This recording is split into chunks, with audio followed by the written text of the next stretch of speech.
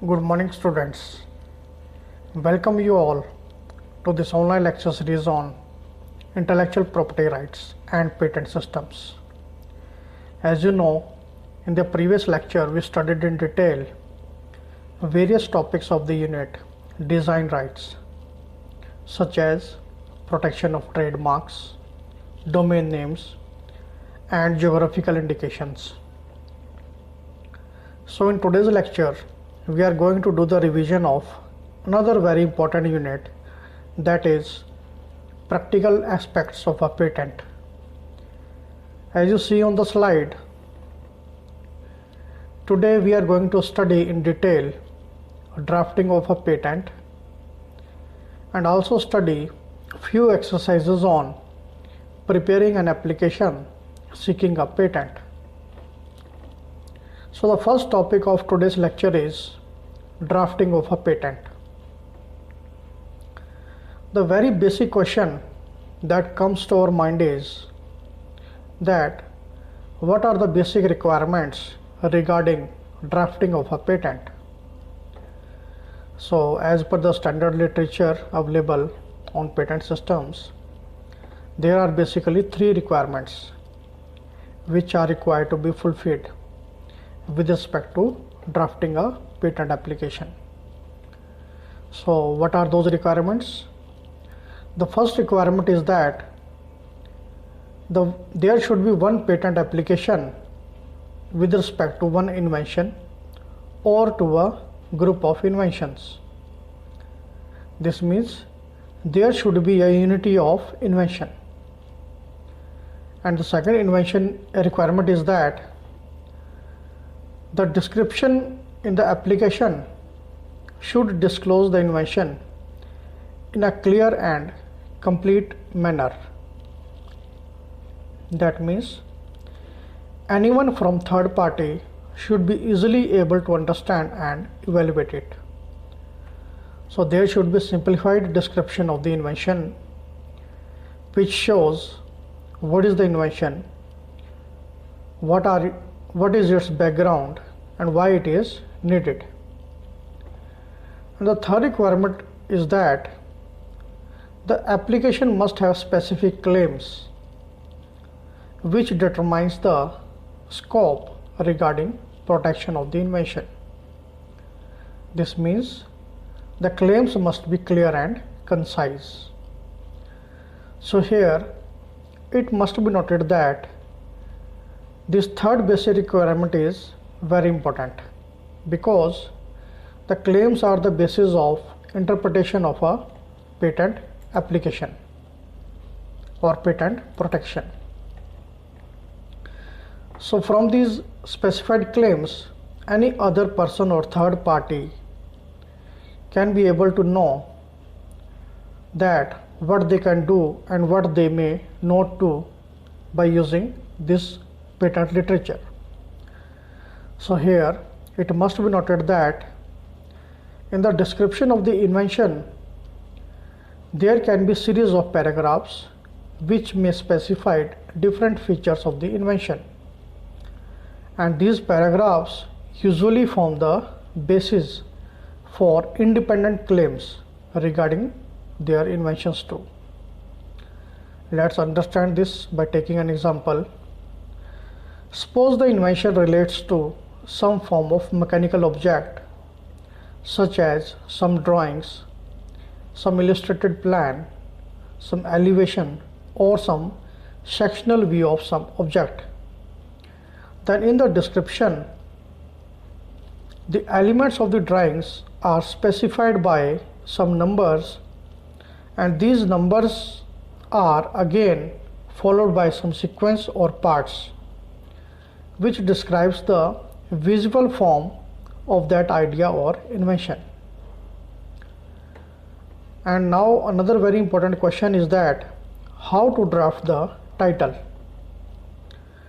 Now it must be noted that the title should give a fair indication of the art or industry to which the invention is related. This means the title should be brief and precise. And there are many parameters which are not allowed in the title of the draft, such as the inventor's name should not be there in the title, the word patent should not be there, and the original word should not be used, the abbreviation etc. is not allowed, and fancy words such as Washwell soaps, universal easy patent chair, so these fancy words are also not allowed. So title of the draft should be very simple and precise as per the invention. Now let's study what are the important criteria for naming inventors in an application for patent. The inventors can be all persons who contributed directly towards the development of that patentable feature or that patent product. So they all can be specified as inventors in the application. Also, all those persons can also be the inventors who have made intellectual contribution in achieving the final results of the research work. But any person who contributed or helped in some other domain, as explained earlier, cannot be specified as inventor in the invention. Such persons can be that person who provided the idea but did not contribute intellectually or directly in the development of that invention. So that person cannot be specified as inventor. Now next important question is, where should one apply after drafting the application for patent? Now the answer to that is, the patent application should be applied to the respective patent office, which can be traced as per few criteria such as place of residence of the applicant or business location of the applicant. So it can be the place where the invention is actually originated or carried out. But in any case, the address of the applicant is permitted if he has no place of business. Now let's study what are the important steps involved in obtaining a patent. So these important steps can be many, such as to file a patent application, it should be accompanied with either a provisional specification or a complete specification. Now what are these specifications? We study these in detail in the next slide. Another important step is that all the accepted applications are published in Gazette of a Patent Office. So one must check out that from time to time. And the third important step is that the response of the Patent Office. That is, if response is satisfactory, then patent is granted. Else, objections are raised by the Patent Office. And in case of objections, one can modify his or her application by rectifying specified objections and can resubmit the application to the Patent Office. I hope you have now thorough understanding of this topic of drafting of a patent. Now let's move to the next slide for complete study of patent procedure by taking few exercises on preparing an application for seeking a patent. So the first question is, what are various documents that are required to be submitted along with patent application? And the answer to that is, there are many documents which are required to be submitted, such as, first of all, there should be one application for grant of patent.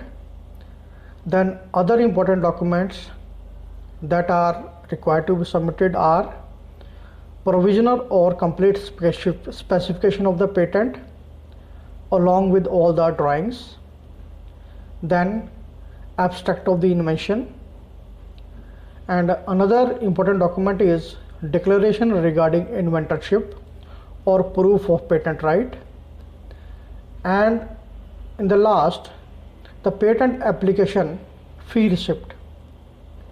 So these are the documents which are required to be submitted.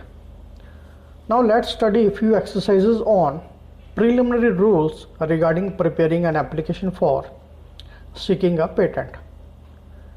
So there are basically two types of exercises for patent document preparation. These are provisional specification and complete specification. Now let's discuss these two. The provisional specification is that which is specified when invention is at initial or conceptual stage. That means a delay is expected in submitting full and specified description of the invention. But here it must be keep in mind that in this stage such patent application does not provide any legal right to the applicant regarding patent grant. But then why it is needed? The reason is very simple. In order to establish the earliest ownership of the invention, this document is very important. So the provisional specification is although submitted at initial stage, but it is permanent, independent, scientific and legal document regarding that patent. So once application is submitted in this specification, then modification is not allowed in the submitted concept. Also, this provisional specification cannot be the basis for patent grant, because only final product or final invention outcome is evaluated for permanent patent grant.